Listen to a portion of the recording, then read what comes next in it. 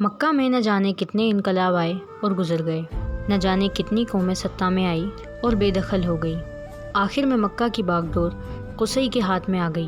یہ کلاب کے بیٹے تھے اور اسماعیلی خاندان سے ان کا تعلق تھا۔ قریش کے رشتہ داروں اور جان پہچان والوں نے ان کا خوب ساتھ دیا۔ مکہ میں اب تک خیمے تھے، عمارتوں کا نام و نشان نہ تھا۔ کسی میں یہ ہمت نہیں تھی کہ کعبہ کی زمین پر کوئی گھر بنوائے، کوئی دوسری عمارت بنوائے جو بیت اللہ سے اونچی ہو، کیونکہ ان سب نے قیامت کی نشانیاں سن رکھی تھی۔ قصی پہلے آدمی ہیں جنہوں نے یہ ہمت دکھائی۔ انہوں نے ایک عمارت بنوائی جس کا نام دارالندوا رکھا۔ وہاں وہ مکہ کے بڑے لوگوں کو جمع کرتے اور بیٹھا کر لوگوں کی پریشانیوں پہ بات کرتے تھے، اہم معاملوں میں ان کی صلاح لیتے تھے۔ وہیں پر مقدموں کا بھی فیصلہ ہوتا تھا اور شادی بیاہ کے معاملے بھی وہیں طے ہوتے تھے۔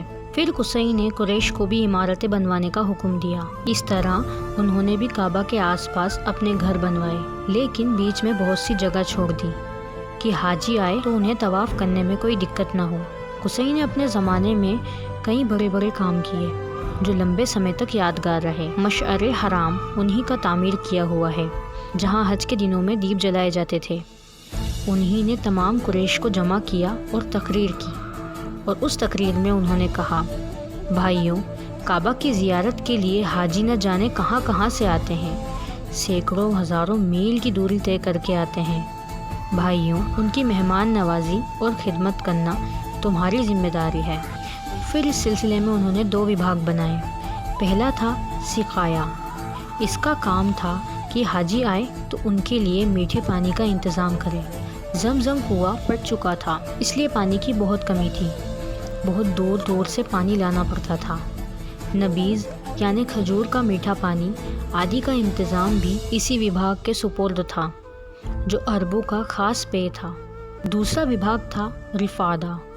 قریش نے ایک سالانہ رقم طے کی، اس رقم سے مینا اور مکہ میں حاجیوں کا سواگت کیا جاتا۔ اس وبھاگ کے ذمے اسی کا پربند تھا۔ کعبہ سے سمبندھت بھی ایک وبھاگ بنایا اور اس کا نام حجابہ رکھا۔ اس وبھاگ کا ذمہ دار ہوتا، کعبہ کی چابی اسی کے پاس رہتی، کعبہ سے سمبندھت سارے کام اسی کے سپرد رہتے۔ کوئی کعبہ کے اندر جانا چاہتا تو پہلے اس سے اجازت لیتا، اس کی اجازت کے بغیر کوئی اندر نہیں جا سکتا تھا۔ یہ تینوں وبھاگ عربوں کے نزدیک بہت عزت والے تھے۔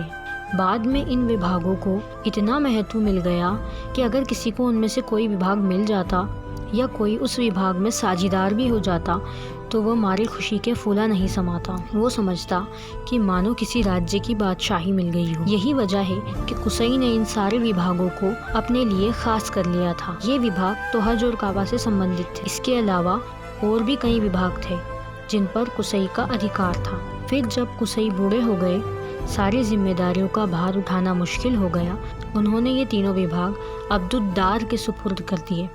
یہ قصی کے سب سے بڑے بیٹے تھے۔ بعد میں یہ وبھاگ عبدالدار سے ان کے بیٹوں کے حصے میں آئے۔ قصی کے ایک اور بیٹے تھے عبد مناف۔ ان کی اولاد اپنے اثر اور پہنچ کے لحاظ سے عبدالدار کی اولادوں سے بڑی ہوئی تھی۔ انہوں نے اپنے چچیرے بھائیوں سے ان وبھاگوں کو چھیننے کا فیصلہ لیا۔ آگے والے پارٹ میں ہم جانیں گے کہ عبدالدار کے بیٹے اور عبد مناف کے بیٹوں میں کس طریقے سے جنگ ہونے کی صورت بن گئی۔